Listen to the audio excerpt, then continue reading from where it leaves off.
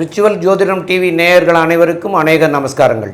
சக்தி ஜோதிட குழுவின் சார்பாக குரு பெயர்ச்சி பலன்கள் பார்ப்பதற்காக அடியேன் சக்தி சுவாமி ஆகிய நானும் டாக்டர் ஹரிஹர சர்மா ஐயா அவர்களும் ஆஸ்ட்ரோ KS ஐயங்கார் அவர்களும் வந்திருக்கின்றோம். இந்த குரு பெயர்ச்சியானது 11/5/2025 முதல் 26/5/2026 வரை உள்ளது. இப்போ இந்த குரு பெயர்ச்சி பலன்களை கலந்துரையாடலாக நாங்கள் 3 பேருமா பேசுகிறோம். அப்போ இந்த கலந்துரையாடல்லையும் என்னென்னு கேட்டிங்கன்னா, குரு இப்போது ரிஷபத்திலேருந்து மிதுனத்துக்கு போகிறாரு. அப்போ அந்த மிதுனத்தில் இருக்கிறதுனால ஒவ்வொரு ராசிக்காரர்களுக்கும் என்ன பலன்கள் செய்வார். மேச ராசி நேயர்கள், இதுவரை 2ஆம் இடத்துல இருந்த குரு பகவான் 3ஆம் இடத்துக்கு மாறியிருக்கார். 3ஆம் இடம் அப்படின்னு இதுவரைக்கும் 2ஆம் இடத்துல இருந்து பெரிய நற்பலன்களை செய்யலை. ஆனால் 3ஆம் இடத்துக்கு வரப்போகிறார். 3ஆம் இடம்ங்கிறது முயற்சி ஸ்தானம். அந்த முயற்சி ஸ்தானத்துக்கு குரு பகவான் வந்திருக்கார். அப்போ அந்த முயற்சிகள்லாம் இப்போ எடுத்தீங்கன்னா உங்களுக்கு நல்ல சக்ஸஸ் ஆகக்கூடிய வாய்ப்புகள் மிக அதிகம். ரெண்டாவது, அதுலேயும் இந்த படிக்கிற குழந்தைகள் இல்லைன்னா இந்த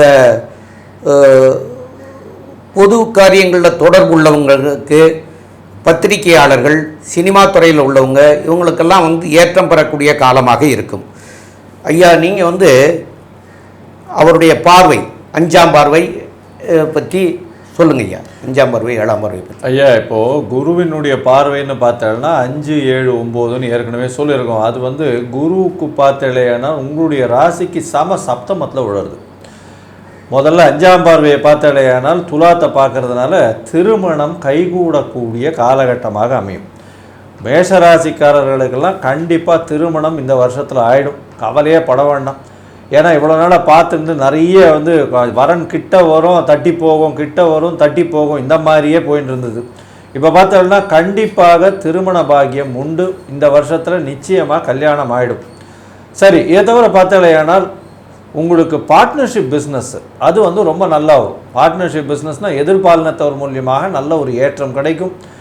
இதை தவிர பார்த்தோம்னா பார்ட்னர்ஷிப் பிஸ்னஸில் எல்லா விதமான விஷயங்களும் நல்லபடியாக கிடைக்கக்கூடிய வாய்ப்புகள் நிச்சயமாக உண்டு. பார்ட்னரோட நல்ல இணக்கம் இருக்கக்கூடிய வாய்ப்பு உண்டு.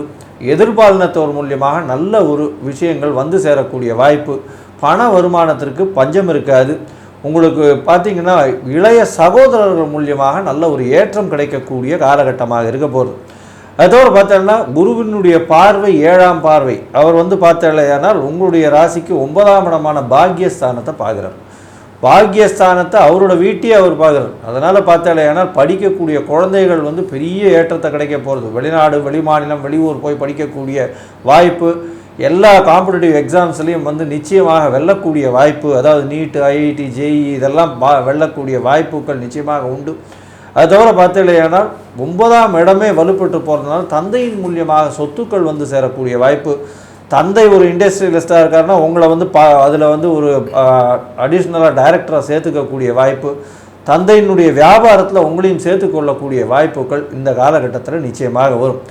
இதை தவிர பார்த்தோம்னா குருவினுடைய பார்வை பார்த்தோம்னா உங்களுடைய ராசிக்கு 11ஆம் இடத்துல உழருது. அதில் சனியும் ராகுவும் வேறு இருக்கா.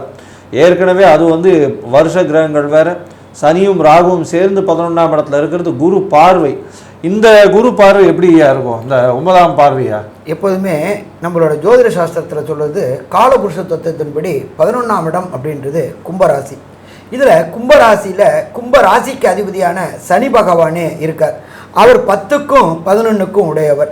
அப்போ அந்த 11ஆம் இடத்தை தனக்காரகனான குரு பார்க்குறாரு அப்படின்னா செய்கின்ற தொழிலில் ஏற்றம் இருக்கும்.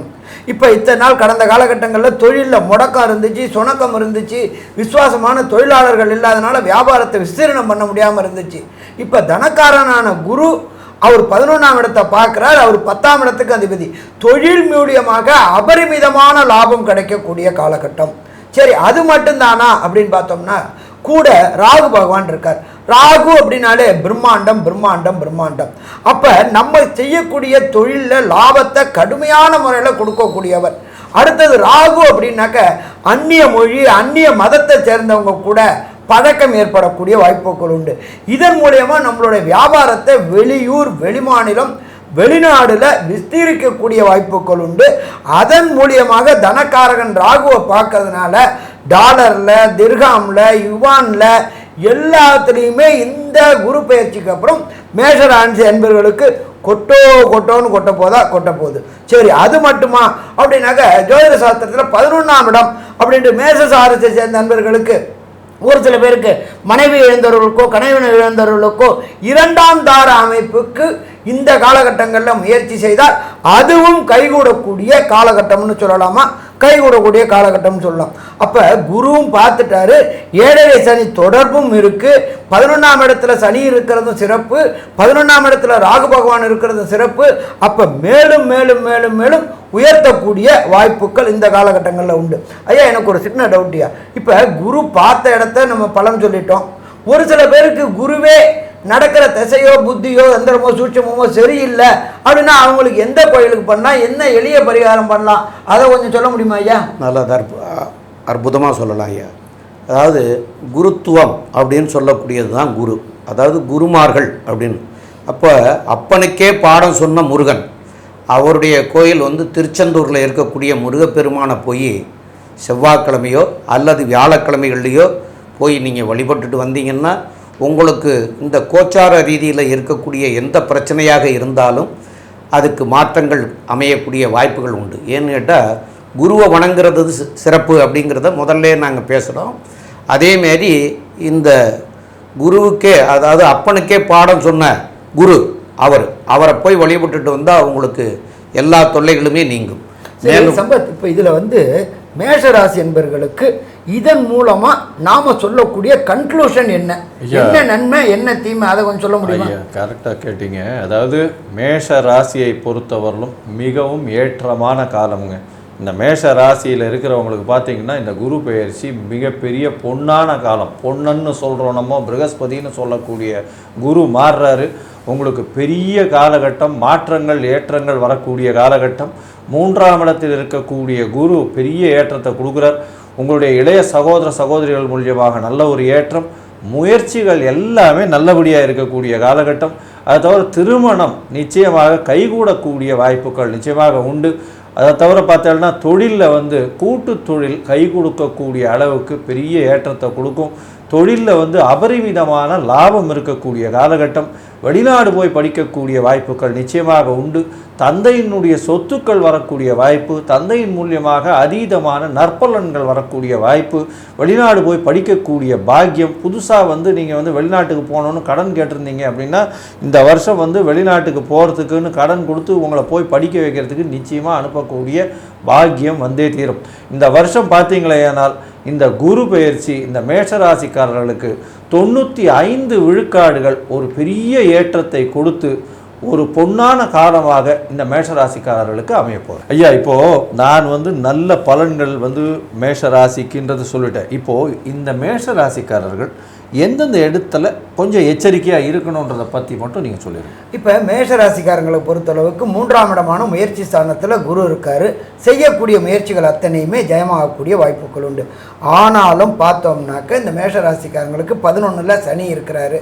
அதனால் அபரிமிதமான கடன் வாங்கக்கூடிய எண்ணங்களை கொண்டு விடுவார். ஆனால் கடன் வாங்காமல் தொழிலை எப்படி பண்ணணும் அப்படின்றது இருக்கிறது ரொம்ப சிறப்பாக இருக்கும். அதே போல் இந்த புத்திரர்களுக்கு முயற்சி பண்ணக்கூடியவங்களுக்கு மேஷராசிக்கு குரு பார்வை நல்லா இருக்கிறதுனால புத்திரஸ்தானம் வலுப்பெறுது. என்ன மேஷராசிக்கு 5ல் கேது, தனித்து விடப்பட்ட கேது இருக்கிறாருன்னு பயம் இருக்கும். ஆனாலும் ப்ராப்ளம் கிடையாது. வம்ச விருத்திகளில் ப்ராப்ளம் இருக்கிறதுக்கு ஒரு சில பேருக்கு இந்த கர்ப்ப சிதைவுகள் ஏற்படக்கூடிய வாய்ப்புகள் உண்டு. ஏன்னா பூர்வ புண்ணிய புத்திரஸ்தானத்தில் கேது இருக்கிறதுனால. ஆனாலும் குருவை சரணாகதி அடைஞ்சோம்னாக்க இந்த பூர்வ புண்ணிய புத்திரஸ்தானம் வலுப்பெற்று சந்தான பாக்கியம், பயப்பட வேண்டிய தேவையில்லை. ஒரு ட்ரிப்பு கர்ப்பச்சிதைவு ஏற்பட்டாலும் அடுத்த ட்ரிப்பு செட் ஆகக்கூடிய வாய்ப்புகளும் உண்டு. அதே போல் பார்ட்னர்ஷிப் தொழில் அப்படின்றத பொறுத்தளவுக்கு 7ஆம் இடம், இந்த 7ஆம் இடத்து அதிபதி சுக்கிரன். அந்த சுக்கிரனை பிரகஸ்பதியான குரு பார்க்கிறார். இவர் தேவகுரு, இவர் அசுரகுரு. அதனால் அந்த சின்னத்திரை பெரிய திரை கலைஞர்கள் கொஞ்சம் இந்த காலகட்டங்களில் எச்சரிக்கையாக இருக்கணும். ஏன் அப்படின்னு சொன்னாக்க வாய்ப்பு கிடைக்கிற மாதிரி இருக்கும், கடைசி நேரத்தில் அது மறுதளிக்கப்படக்கூடிய வாய்ப்புகளும் உண்டு. அப்போ சின்னத்திரை பெரிய திரை கலைஞர்கள் ரொம்ப எச்சரிக்கையாக இருக்கணும்.